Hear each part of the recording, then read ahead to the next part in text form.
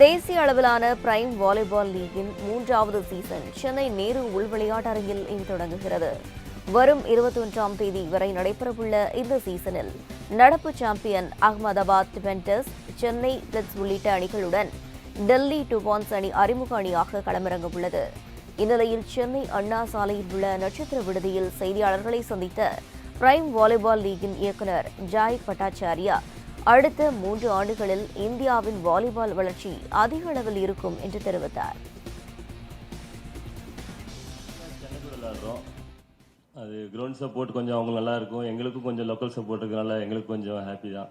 நாங்கள் எங்கள் டீம்லேயும் கொஞ்சம் லாஸ்ட்டு 2 இயர்ஸாக சேம் டீம் தான் விளாடுறோம். நாங்கள் 7-8 பிளேயர்ஸ் சேம் டீம் விளாடுறோம். அதனால எங்களுக்கு கொஞ்சம் அந்த ப்ரெஷரை ஹேண்டில் பண்ண முடியுன்ற கான்ஃபிடென்ட் இருக்குது.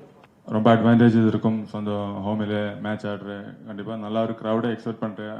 அவருக்கு முன்னாடி ஆடுறத எக்ஸைட்டடாக நம்ம பிளேயர்ஸ் எல்லாமே பார்க்குறாங்க. கண்டிப்பாக நல்லா